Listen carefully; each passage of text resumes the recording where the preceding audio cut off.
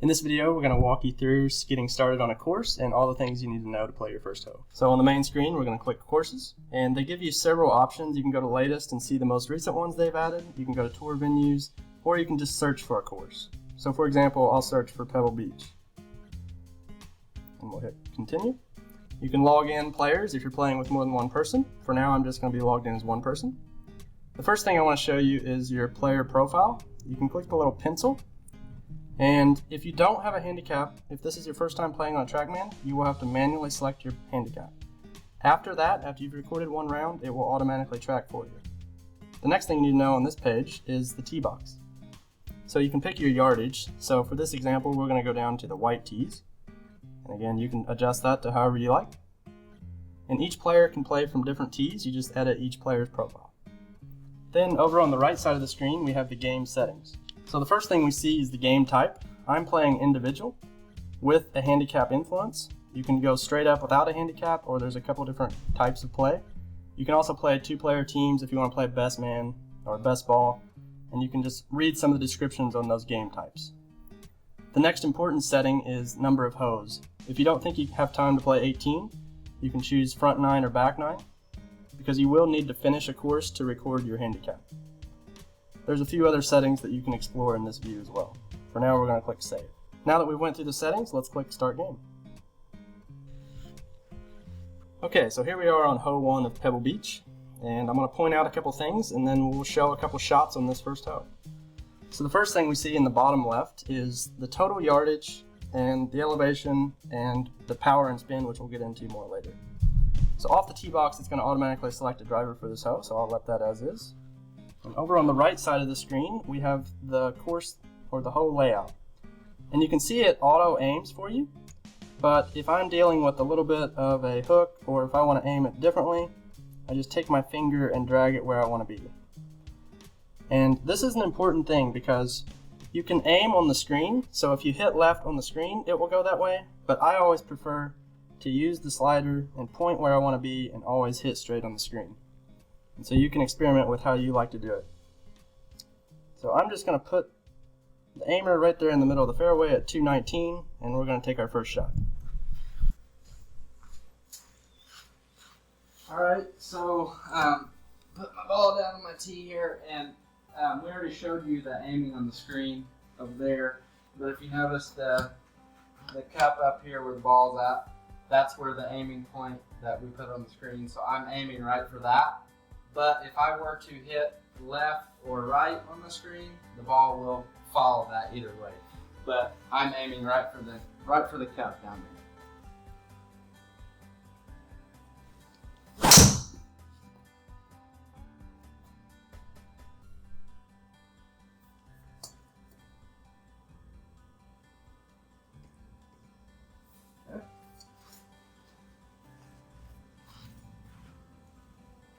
Okay, so after you hit a shot, a screen that will show up showing you how far it went, your swing speed and everything. You can also see on a screen over here on the side some of the stats and the graphs. There'll be another video talking more about that. So before Tyler hits his next ball, I want to point out a couple things. We're in the rough, so it's not on the fairway. So there's very important details on a shot like this. And if you'll notice in the bottom left corner of our screen down here, it shows that we're 76 yards from the pin.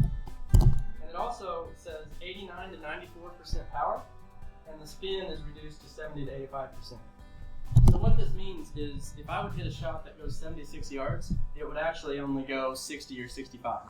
So this is Trackman's way of penalizing you for being in the rough, and you also see it in sand and on different surfaces other than the fairway. So you'll want to keep an eye on that because this will absolutely make a huge difference because you might need to club up or whatever depending on what kind of surface you're in. So again, the same rules apply. If you want to change your aim, you're able to do that on the screen, but by default, it will be aimed at the pin. So I'll let Tyler take this 76-yard chip shot to the green. It's 76 yards.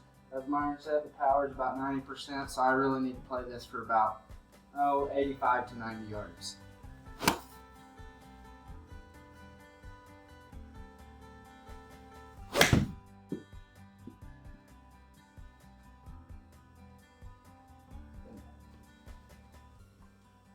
Okay, perfect.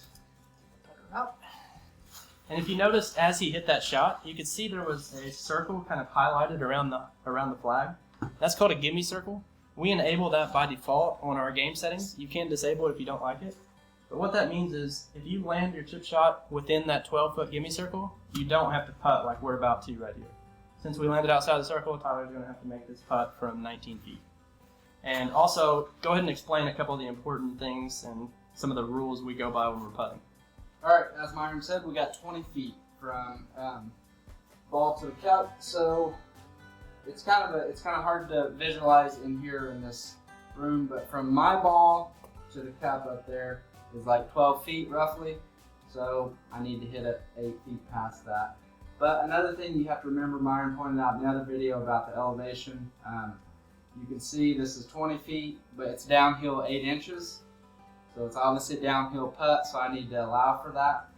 Kind of a rule of thumb that we made up, for every inch we take off a foot, so I need to take off approximately 8 foot for this one.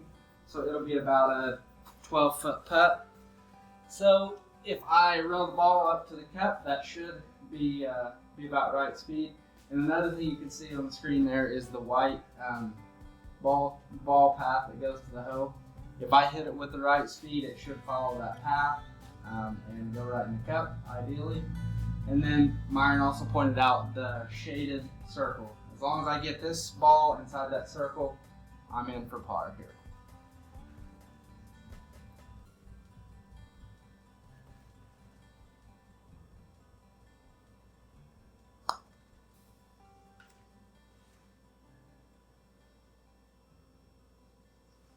All right, so as you guys seen, that one ended up in the gimme circle, so we'll be on to hole 2.